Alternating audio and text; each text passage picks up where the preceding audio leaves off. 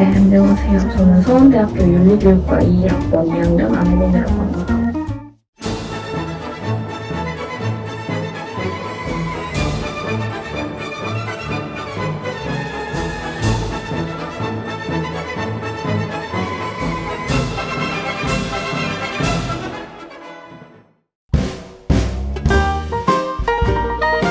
먼저 교내 장학금은 제가 학교에서 일반 봉사 장학생도 해봤고 지금은 국가근로 장학금 사업에 참여하고 있어서 국가근로 장학생으로 교내 장학금도 받고, 다음에 제가 주로 받는 건 대외 장학금이라고 해서 외부 장학금이라고 기업들이 주는 건데,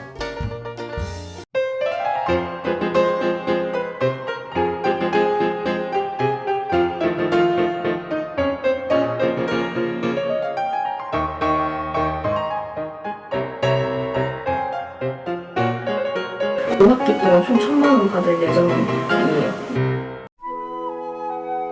장학금을 받으려면 성인이 된 이상 이제 누가 뭘 하라고 직접 알려주지 않는단 말이에요. 본인이 찾아야 돼요. 본인이 찾아야 되는데 어떻게 찾냐면 제일 추천하는 사이트가 있어요. 그 드림스폰이라는 사이트가 있는데 거기에 웬만한 장학금 정보는 전부 다 올라오기 때문에 드림스폰이라고 네이버나 구글에 치면은 나오는데, 거기서 이제 매일 들어가서 확인해서 어떤 장학금이 올라오는지 확인하면 되고요. 조건을 확인하고 본인한테 맞으면 지원을 결심한 다음에 서류 리스트를 만든 다음에 공지대로 장학생 신청을 하면 되고요.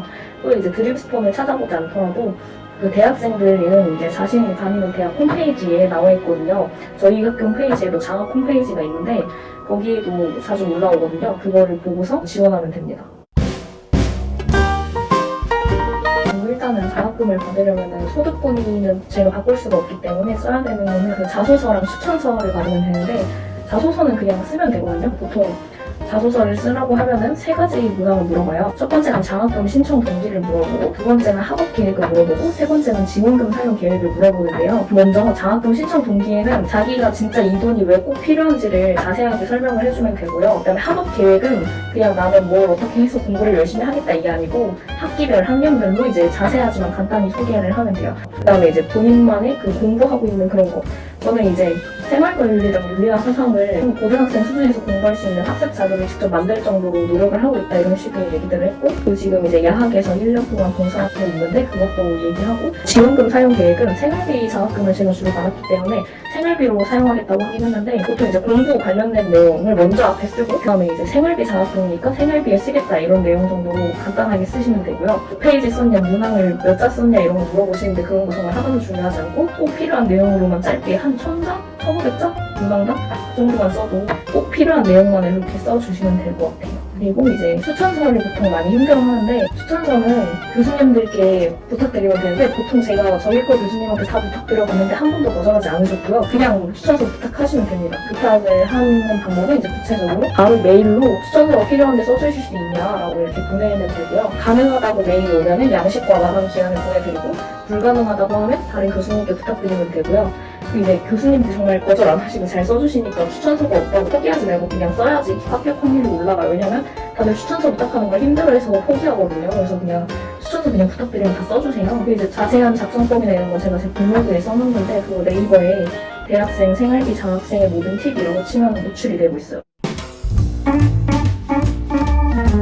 이제 모든 장학금이 그냥 본인의 진로랑 적성이 어느 정도 일치하고 그 전공이랑 그게 연관이 돼서 설명을 한다면 다 받을 수 있어요. 뭔가 특별한 게 필요하지 않고. 근데 다만 중요한 거는 사회 환원 계획이나 이런 게 중요하기는 해요. 장학생을 뽑는 이유는 그 장학생한테 투자를 하고 싶어 하는 거거든요. 그래서 그 장학생이 한국 사회에 어떤 환원을 할 수 있는지, 어떤 목표를 가지고 어떤 직업을 갖고 싶고 그걸로 이제 어떻게 삶을 살아나가고 싶은지를 자소서에 녹여내면 충분히 받을 수 있다고 할 수 있어요.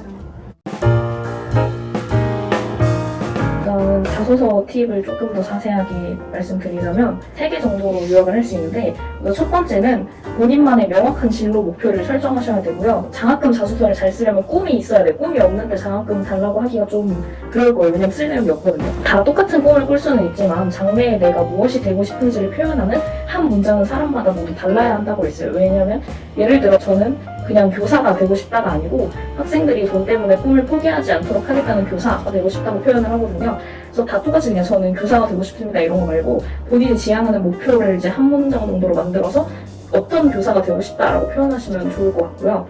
그다음에 이제 두 번째는 보통 장학금 신청을 할 때 분위기가 낮은 친구들이 많이 신청을 한단 말이에요. 근데 이제 그렇다고 해서 본인이 얼마나 불행하게 살아왔는지 이런 거를 쓰시면 안 되고요.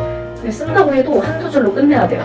대신 사회 환원을 어떻게 했고 어떻게 할 건지를 최대화 시켜가지고 쓰시면 더 좋다고 볼 수 있어요. 왜냐면 이제 본인이 어떻게 불행하게 살아왔는지 구구절절 쓰는 건 장학재단이 궁금해하는 게 아니에요. 그래서 이제 본인이 어떤 사람이 될 것인지를 중점으로 써야지 믿음이 간다고 할 수 있고요. 세 번째로는 이제 학업 계획을 구체적으로 써야 되는 게 꿈을 정했으면 그 꿈을 이루기 위한 계획은 구체적이어야 한단 말이에요.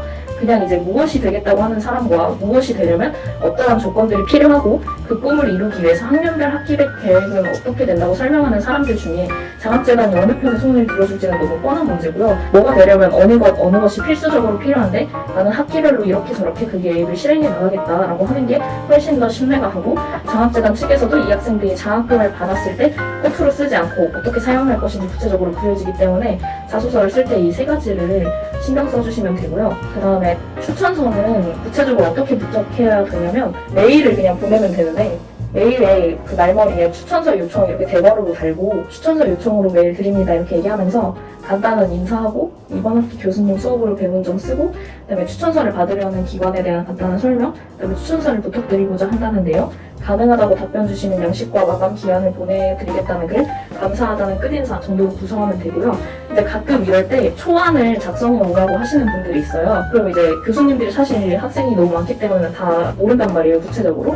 그래서 이제 초안을 쓸 때는 첫 번째로 이제 성적이 구체적으로 어떻게 좋았는지를 학점이랑 배분율 둘 중에 하나를 써가지고 기재하고 강의나 과제나 레포트 작성을 하면서 뭘 배웠는지 쓰고 사회에 환원한 것이 있다면 그 내용들을 써야 되고 뭐 독서나 논문 읽기와 같은 예시를 통한 학습 능력을 보일 수 있는 사례 이제 이처럼 이 학생은 어떤 학생이다처럼 정리 및 결론을 내가지고 초안을 보내드리면 교수님들이 첨삭을 해주세요. 네, 이상으로 인터뷰 마치겠습니다. 감사합니다.